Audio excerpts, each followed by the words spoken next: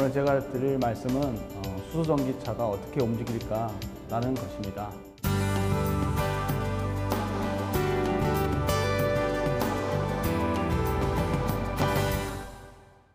현재는 어떻게 보면 가장 많이 쓰는 에너지원이 뭐죠? 석유죠, 석유. 석유가 어떻게 보면 뭐 돈도 되고 굉장히 큰 에너지원입니다. 이제 저희가 이제 그걸 1차 에너지원이라고 이야기하는데 그 1차 에너지원에서 우리가 필요로 하는 뭐 전기라든지 그런 걸 많이 만들어내고 있습니다. 근데 향후에는 지금 보면 또 하나의 에너지원이 있는데 여기 메탄이라고 돼 있죠. 이거는 화학식으로 하면 CH4입니다. C가 하나 있는 거예요. 석유 같은 거는 여러분들 가솔린이나 디젤을 배울 텐데 그거는 뭐 탄소수가 한 10개에서 15개 정도 됩니다. 이 메탄은 탄소수가 하나고요. 그래서 에너지원이 갈수록 탄소수가 많은 데서 이제 줄어드는 걸로 갑니다.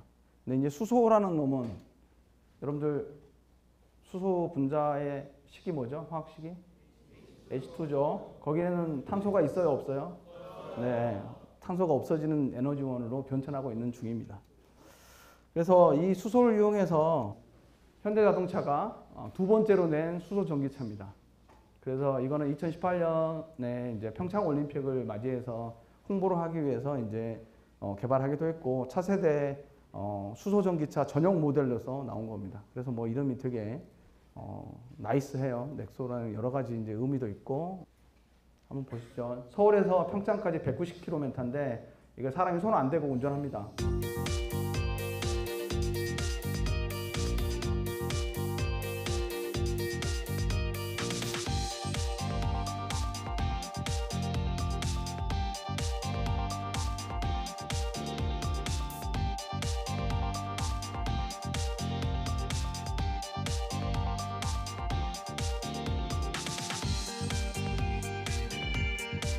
버튼 하나로 자율주행을 시작합니다.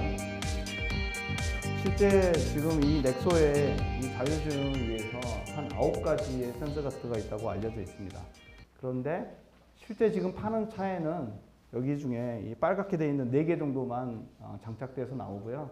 이 파란 녹색으로 되어 있는 것들은 지금 개발 중이고 이제 법이 바뀌어야지만 이제 장착될 수 있다고 합니다. 그래서 이렇게 양산 센서라고 하는 것들이 이제 뭐 4개 정도 나오는데 그것만 해도 여러분들이 고속도로에서 거의 이제 크루즈 모드라고 하는 손 놓고 운전할 수 있을 정도는 됩니다. 근데 이러한 차들을 개발하는 이유가 뭘까요? 이게 이런 수소 전기차나 전기차들 우리가 이제 보통 친환경차라고 이야기를 많이 하는데 그 친환경차라고 하는 거는 여러분 보시는 것처럼 뭐 일반 내연기관 차량에 비해서 굉장히 효율이 좋거나 뭐 새로운 연료를 쓰거나 그런 것들을 이야기하는 겁니다. 그래서 환경 친화적인 저공해 또는 무공해 자동차다라고 생각하시면 되고요. 근데 이제 뭐 굉장히 종류가 많죠. 4가지 정도 되는데 뭐 궁극적이라고 생각하는 거는 이제 전기차 아니면 이제 수소 연료전지차 아니면 수소 전기차가 되겠습니다. 나머지 것들은 여기 보시면 엔진이 아직까지 있어요. 그래서 내연기관이 아직까지 있지만 뭐 말한 대로 연비가 좀 좁은 차량이기 때문에 지금 친환경 차량이라고 이야기를 하고 있지만 궁극적으로는 이 전기차나 수소 전기차로 가야 되는 게 큰 대세입니다. 왜냐하면 이 자동차에서 배출되는 오염물질, 엔진을 쓰면 내연기관이죠. 내연기관을 쓰게 되면 여기서 보시는 것처럼 2012년에 한번 평가를 한 겁니다. 대기 오염물질 NO2라고 하는 이산화질소를 갖고 평가를 해봤는데 이동오염은 자동차에서 나오는 퍼센테이지가 68%나 돼요. 그러니까 거의 70%가 되는 거죠. 그러니까 저렇게 오염원도 많이 만들어내고 그리고 특히 이산화탄소 그리고 디젤 엔진 같은 경우에는 이 PM, 입자상 고용물질, 그러니까 우리나라 미세먼지 문제 많은데 그런 거를 이제 움직이면서 계속해서 뿜어내고 다니는 거죠. 그런 걸 이제 방지하기 위해서 이제 친환경차가 필요한 거고요. 더더구나 자동차 회사 입장에서는 이런 이산화탄소 규제가 있습니다. 그래서 킬로미터당 이산화탄소를 배출해야 되는 양을 이렇게 법적으로 규제를 합니다. 그래서 여기서 보시는 것처럼 유럽 같은 경우에는 2020년 바로 내년만 돼도 95g/km예요. 그러니까 이산화탄소를 95g 이상 배출하면 안 됩니다. 차량이 모든 차량이. 그러면 만약에 넘어가게 되면 엄청나게 큰 벌금을 내야 되는 거죠. 그러니까 자동차 회사들은 친환경차를 개발하지 않으면 안 되고요. 뭐 중국도 마찬가지고 우리나라도 뭐 이 유럽을 따라가고 있습니다. 더더구나 미국은 어떻게 보면 이제 95로 돼 있는데 더더구나 이 연비라고 하는 게 전체 차에 대해서 연비를 계속해서 높여라라고 하고 요구를 하고 있습니다. 그래서 이 자동차 업체들은 이 법을 따라가기 위해서 아니면 자기들이 벌금을 안 내기 위해서 이런 친환경차를 꼭 개발을 해야 됩니다. 그리고 세 번째는 보면 친환경차 판매 의무화라는 게 있습니다. 그래서 배출가스를 전혀 내보내지 않는 무공해 자동차를 일정 비율로 꼭 팔아야만 됩니다. 그런 게 지금 여기 보면 미국 있고 중국이 있습니다. 그래서 뭐 중국은 이제 신자동차, 신에너지 자동차라고 이야기하고 있고 이 미국에서는 제로 에미션 비클이라고 해서 무공해 자동차라고 이야기를 하고 있습니다. 그런 것들을 팔아야 되고 여기서 보면 또 가장 뭐 최근에 이제 발표되기 시작했지만 내연기관으로 만든 새로운 차를 판매하지 못하도록 만드는 겁니다. 그래서 이제 뭐 내연기관은 만든 차는 새로운 차는 팔 수가 없는 거예요. 이 나라에서는 특히 뭐 노르웨이 같은 경우는 2025년부터 못하게 한다고 되어 있습니다. 그래서 유럽의 많은 나라들이 여기 보면 내연기관 판매 금지 국가를 하고 있습니다. 우리나라도 지금 최근에 이제는 무공해 자동차 의무 판매라든지 아니면 내연기관 뭐 판매 금지라든지 그런 걸 이제 검토하기 시작했습니다. 그러니까 자동차 회사들은 살아남으려면 친환경차를 개발하지 않으면 안 되겠죠. 이제 그 친환경차라는 게 아까 말했듯이 뭐 하이브리드카도 있고 플러그인 하이브리드도 있고 뭐 전기차도 있고 그다음에 수전기차도 있는데 각 회사마다 뭐 접근하는 방법이 다 다르지만 우리나라 현대자동차에서는 주로 이제 수소 전기차를 많이 개발해서 판매를 하려고 하고 있고요. 물론 전기차도 많이 팔고 있습니다. 수소 전기차는 높은 연비, 빠른 연료 주입, 그다음에 무공해 배기가스, 미세먼지 제거 이렇게 가능하기 때문에 궁극적인 친환경차라고 생각을 하고 있습니다. 그래서 작동 원리는 수소 연료를 충전을 합니다. 근데 이 충전 시간은 가솔린 충전하는 거랑 똑같아요. 5분에서 10분 정도 걸립니다. 그래서 굉장히 짧은 시간 안에 충전할 수 있고 이 전기차에 비하면 굉장히 짧은 거죠. 전기차는 미니멈 한 20분, 뭐 급속으로 하더라도 아니면 뭐 완속으로 한다, 집안에다 한다 그러면 8시간 정도 걸리니까요. 그런 차이가 있습니다. 그래서 고압 탱크에서 수소가 나오면 이제 연료전지라고 하는 수소하고 공기 중에 산소를 만나서 이렇게 전기를 만드는 발전 장치가 있습니다. 발전을 하고 그 전기를 이용해서 바로 모터를 돌려서 구동을 하는 겁니다. 그래서 그 원리가 되고 있고요. 평창 올림픽 때 화제가 됐던 이게 광고인데요. 한번 보겠습니다.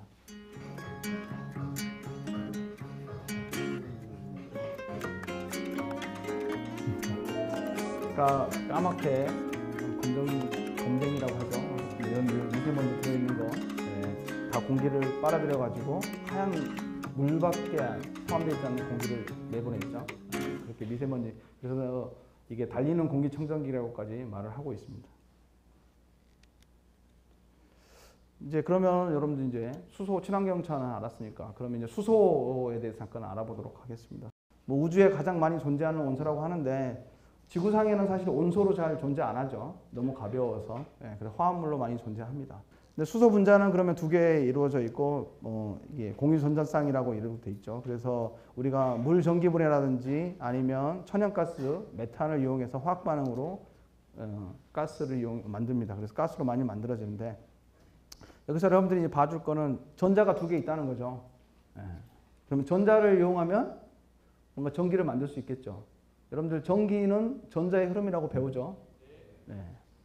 그러면 수소에서 전기를 만들 수 있을까요? 그렇죠? 이렇게 전자가 있으니까.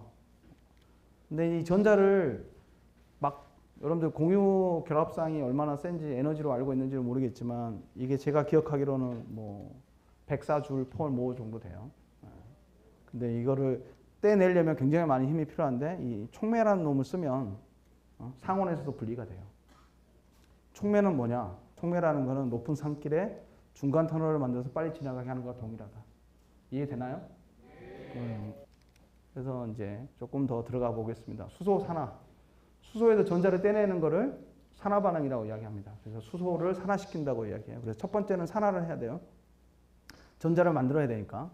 그래서 수소에서 전기를 떼낼 때는 이제 백금이라는 놈을 쓰는데 제가 굉장히 과장해서 그려놨어요. 왜냐하면 이 백금 촉매는 보통 3에서 5 나노메타 정도 돼요. 그래서 나노메타면 10-9승메타니까 여러분들 눈에는 절대 안 보이죠.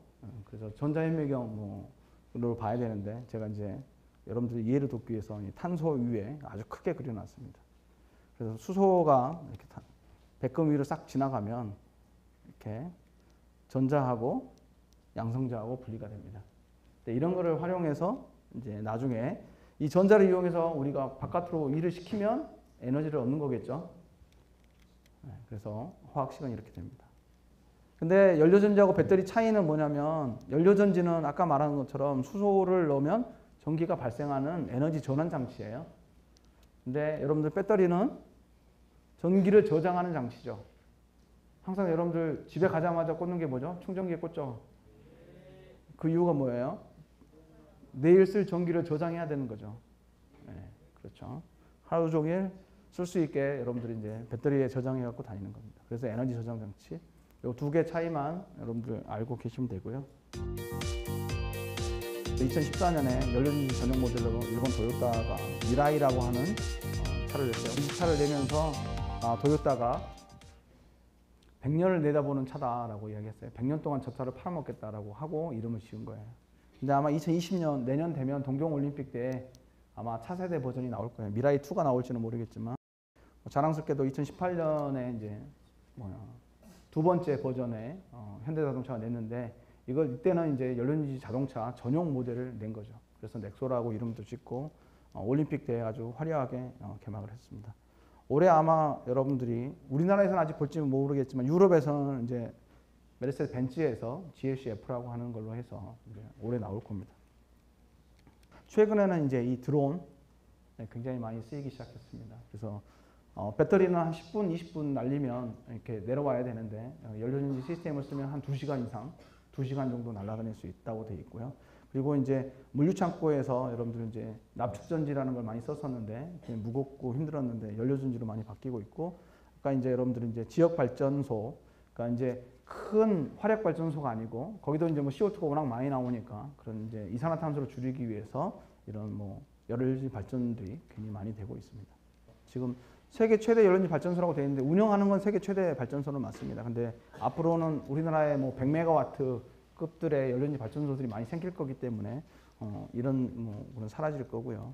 그래서 여기 보시면 용융 탄산염을 쓴다고 되어 있고 21기가 되어 있습니다. 그래서 뭐 46만 4천 메가와트 아워 14만 가구 정도가 쓴다고 합니다. 화성시에 있는데 화성시에 제가 알기로는 한 30% 가구가 다 쓸 수 있는 겁니다. 그래서 이산화탄소 발생량이 많이 준다라는 거고요. 이렇습니다. 그리고 뭐 건물용 발전인데 우선 수소타운이 몇 년 동안 23년 해서 지금까지 계속해서 테스트되고 있고요. 그래서 여기 보면 이제 그 친환경 효과를 보면 이제 온실가스 배출량 감소 효과가 엄청나다라는 걸 이제 계속해서 이야기를 하고 있습니다.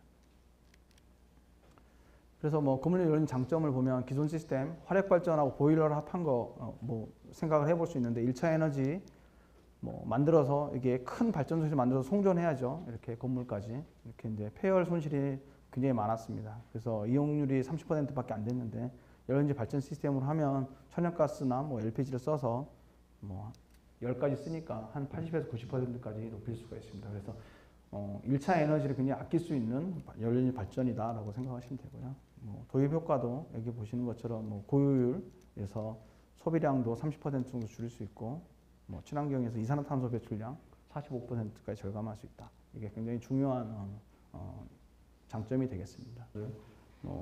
여러분들이 클 때쯤이면 충분히 다 누리고 살 것 같아요. 뭐 근데 상용 수소전기차는 사실은 13년부터 나오기 매스 프로덕션 됐다고 했는데 5년 보통 자동차들 개발하는 게 한 5년 정도씩 걸리니까 이렇게 뭐 도요타도 2014년에 나왔으니까 내년에 아마 나올 것 같고요. 뭐 혼다는 조금 있겠지만 그 다음에 뭐 이렇게 경쟁차랑 비교해 보면 뭐 넥소, 미라이, 클래리티. 그래서 투싼 때는 사실은 미라이보다 훨씬 이제 성능도 떨어지고 뭐 그랬는데 지금은 이제 넥소는 거의 동등 이상으로 되고 있고요. 그렇지만 이제 아직 SUV고 이제 이게 세단이라는 차이가 있고요.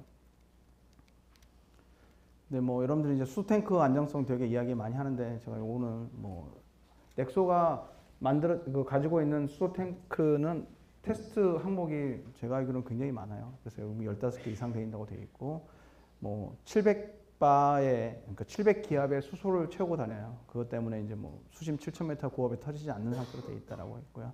그래서 뭐 최근에 이제 이 넥소가 유럽에 수출이 됐는데 유럽에서 안전 테스트를 했었는데 다 모든 등급 1등급을 다 받아가지고 그러니까 자동차로서는 충분히 안전하다라고 생각하면 될 것 같습니다. 그래서 뭐 이런 수소 전기차 가지고 뭐 울산에서는 수소 전기차를 할 수가 있고요. 우리 광주에서도 이 넥소를 타볼 수 있어요. 빌려서 카쉐어링을 합니다. 그래서 여러분들이 그 핸드폰에 웹을 하나 깔고 보면 광주 성능역이나 광주과학기술원이나 그 근처에 가보면 이런 넥소가 있어요. 그래서 하루 뭐 1시간에 한 9,000원 정도 하니까 한번 부모님들 졸라가지고 한번 타보시기 바래요. 네. 자, 이거는 아주 디자인이 이쁘게 되어 있는데 올해 나올 이제 GLC F셀이라고 하는 거고요. 네, 뭐 BMW, 아우디, 뭐 GM 이런 데서 다 개발을 하고 있습니다. 뭐 수소 전기차가 어떻게 많이 보급될 거냐 하면 우리나라는 2020년에 10,000대 정도, 2030년까지 63만 대를 목표로 하고 있고요. 뭐 중국 같은 경우에는 2030년에 100만 대, 뭐 독일 같은 경우는 180만 대까지 하겠다라고. 그래서 뭐 근데 사실은 이게 전 세계 팔리는 차로 생각해 보면 그렇게 퍼센테이지는 높은 건 아니에요. 그렇지만 이제 친환경차가 계속해서 많이 늘어날 거다라는 거는 맞는 거고요. 우리나라에서 이제 여러분들 제일 문제가 되는 게 사실은 이제 수소 충전소입니다. 여러분들 가솔린 충전소는 굉장히 많아요. 뭐 그런데 다행히 우리 광주에는 전국에 14개소 있는데 지금 현재 광주에는 2개가 돌아가고 있어요. 근데 올해 안에 이제 4개까지 됩니다. 그래서 지금 2개가 더 설치되고 있고요. 그래서 광주에서는 충분히 이 넥소를 타고 다닐만 합니다. 그래서 여러분들 그린가진흥원에 꽤 오래전부터 있었고요. 이제 동곡에는 작년에 생겼고 올해 이제 2개가 더 생기면 이제 충분히 한 4개 정도니까 여러분들이 뭐 10분, 15분 내에 다 충전할 수 있을 걸로 봅니다. 그래서 우리나라에서 이제 뭐 2020년까지 100개를 하고 있는데 지금은 고속도로 휴게소를 중심으로 굉장히 많이 빨리 설치를 하고 있어요. 자, 이제 마무리하겠습니다. 수소 경제 올해 1월 달에 문재인 대통령께서 울산에 가셔가지고 수소 경제 활성화 로드맵을 발표했어요. 근데 탄소 경제, 수소 경제로 이제 에너지 체제를 변환시키겠다라는 걸 큰 주제를 내세웠습니다. 그래서 이제 뭐 수소 경제 경림들은 뭐 생산, 저장, 운송, 활용까지 해서 보면 자동차 뭐 수송용 연료라든지 아니면 전기, 열을 생산하는 에너지원으로 사용되는 경제고 이게 보면 이제 이산화탄소를 줄인다든지 뭐 앞으로 우리가 에너지를 아낀다든지 그런 면에서 친환경 에너지원의 원천으로 쓰겠다라고 하는 겁니다. 그래서 뭐 목표가 뭐 2022년에 끝나는 게 아니고 뭐 2030년, 2040년, 2050년까지 이렇게 장기적으로 내세워서 여러분들이 제 나이 때쯤 됐으면 이제 수소 경제가 다 이루어지지 않았을까라고 예상을 해봅니다. 이렇게 수소 경제가 이루어지고 나면 연료전지라는 것은 어떤 역할을 할 수 있냐면 이 많은 수소 만드는 방법이 여러 가지 있는데 수소를 이용해서 전기를 활용하는 방법, 그러니까 전기를 만들어내는 가장 친환경적이고 고효율적인 발전 장치다. 여러분들 그렇게 이해를 해주면 좋겠습니다. 그래서 결국은 이 지금 현재 이 수소 우리가 이제 이걸 그레이 수소라고 많이 하는데 이 수증기 계지를 많이 이용해서 하고 있습니다. 그렇지만은 나중에는 우리가 뭐 재생에너지 3020이라든지 그래서 2030년에 20%의 재생에너지를 쓰게 되면 이 태양광이나 풍력이 뭐 혹시 그리드에 못 쓰고 남을 수도 있고 그래서 이런 전기 분해를 이용해서 수소를 만드는 이런 그린 수소 사회가 될 걸로 예상을 하고 있습니다.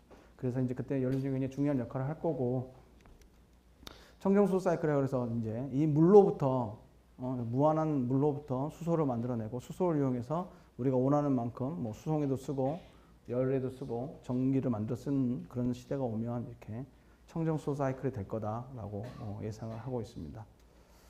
그래서 오늘 제 강연을 마치도록 하겠습니다. 경청해 주셔서 감사합니다.